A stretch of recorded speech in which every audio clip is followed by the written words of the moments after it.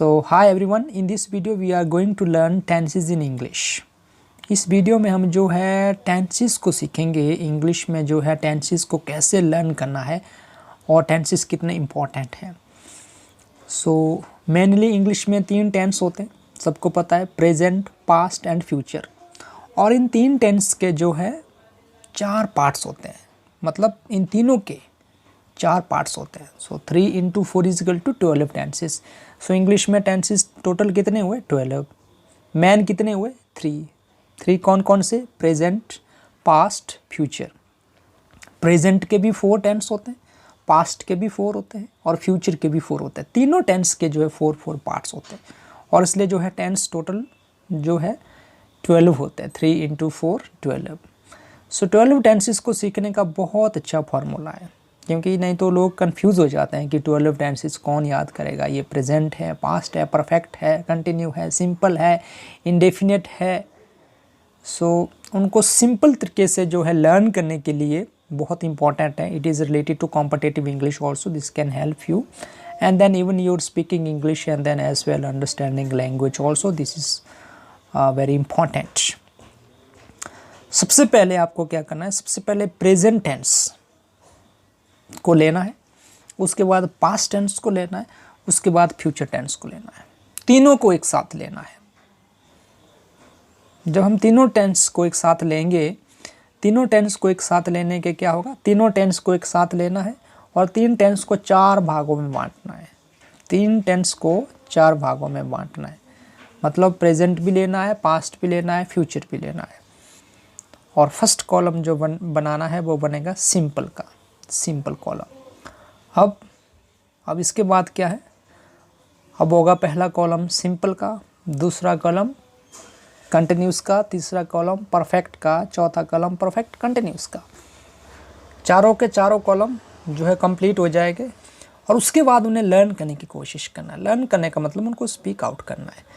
To speak English we speak tenses also, so we should not be learning tenses, we should be speaking out tenses. English को बोलने के लिए हमें tenses को भी speak out करना है, सिर्फ उनके रूल नहीं पढ़ना है। ये प्रेजेंट टेंस है, इसका रूल ऐसा है, ये पास्ट है, इसका रूल ऐसा।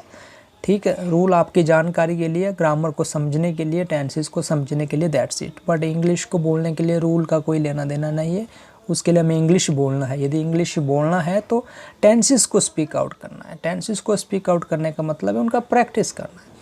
जब आप इंग्लिश बोलते हैं तो लोग इंग्लिश सुनते हैं, वो ये नहीं देखते हैं कि आपको रूल आता है कि नहीं आते हैं। प्रैक्टिस करने के लिए क्या करना है, आपको तीनों टेंसेस को एक साथ लेना है। Present, past, future, present, past, future, present, past, future, ऐसे करके जो है इन तीनों को 4 भागों में लेना है। फिर एक साथ ही आपके चारों भाग हो जाएंगे लर्न। जैसे पहले सिंपल के 3 ले लिए, कंटिन्यूस में 3 ले लिए। कौन से 3? तीनों प्रेजेंट, पास्ट, फ्यूचर इकट्ठे एक साथ ही लेना है। टेंसेस इसीलिए मुश्किल लगता है समझने के लिए, जब हम जो है क्या करते हैं, प्रेजेंट के 4 ले लिए, पास्ट के 4 ले लिए, फिर कंफ्यूज हो जाते हैं। एक साथ ही है, थोड़ा सा मुश्किल है, जब एक बार आ गया तो बहुत ईजी हो जाता है। तो जैसे प्रेजेंट के 3, पास्ट के 3, फ्यूचर के 3, ऐसे करके जो है उन्हें हम एक साथ उन्हें लेना है। एग्जाम्पल मैं देता हूँ, जैसे यहाँ पे मैं स्क्रीन में एग्जाम्पल देख लीजिए। He goes, he went, he will गो। अब तीनों टेंस है, कौन कौन से है ये? सिंपल के। कौन कौन से simple? Present simple, past simple, future simple. पहला कॉलम कौन सा हुआ? सिंपल टेंस का। कौन कौन से हुए? Present, past, future. तीनों सिंपल टेंसेस का जो पहला कॉलम है वो हुआ सिंपल। इसको हम बोलते हैं indefinite also. Present indefinite, past indefinite and future indefinite. और दूसरा कॉलम हमारा कौन सा आता है? कंटिन्यूस वाला। ही is going, he was going, he will be going. Objective लगा देना तो पीछे हम ऐड कर सकते हैं। हाँ, he is going to school, he was going to school, he will be going to school. अब इस पर क्या हुआ? कंटिन्यूस, तीनों कंटिन्यूस एक साथ आ गया, प्रेजेंट भी, पास्ट भी, फ्यूचर भी। और तीसरा कॉलम रहेगा परफेक्ट का। परफेक्ट में भी तीनों ही लेना है, present perfect, past perfect, future perfect. He has gone, he had gone, he will have gone. या he has gone to school, he had gone to school, he will have gone to school. और he will have gone to school को मैं पूछना चाहूँगा, यहाँ पे subject ही है और हम यहाँ पे यूज़ कर रहे हैं विल हैव लगा रहे हैं। ही सिंगुलर है तो ही के साथ हैज़ लगता है, पर यहाँ पे हैव लग रहा है। क्यों लग रहा है? यदि किसी को इसके बारे में पता है तो वो नीचे कमेंट सेक्शन में जो है अपनी कमेंट भेज दीजिए। और उसके बाद लास्ट के चारों एक साथ, he has been going, he had been going, he will have been going, या he has been going to school, he had been going to school, he will have been going to school, हो गया। अब Hindi English दोनों में भी आप practice कर सकते हैं इसको।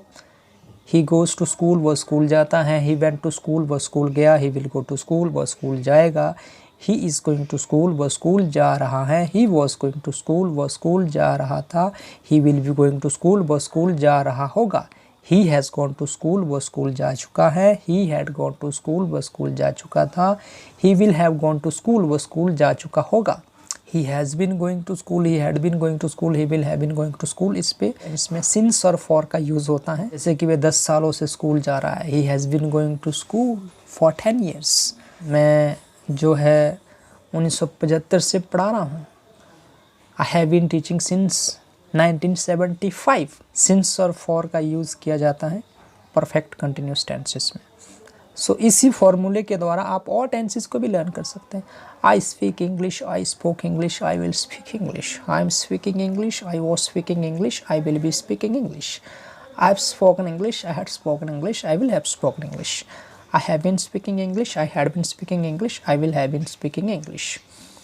So this video I am especially making for the students of Madam Suman, and then for their kind information that we are having online classes also nowadays. If some of the students are interesting, they may join online classes and then they may subscribe our channel, that's Nondeep English Speaking Academy, and then be benefited.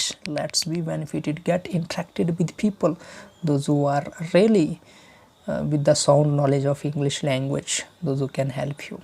That's it. Okay, thank you.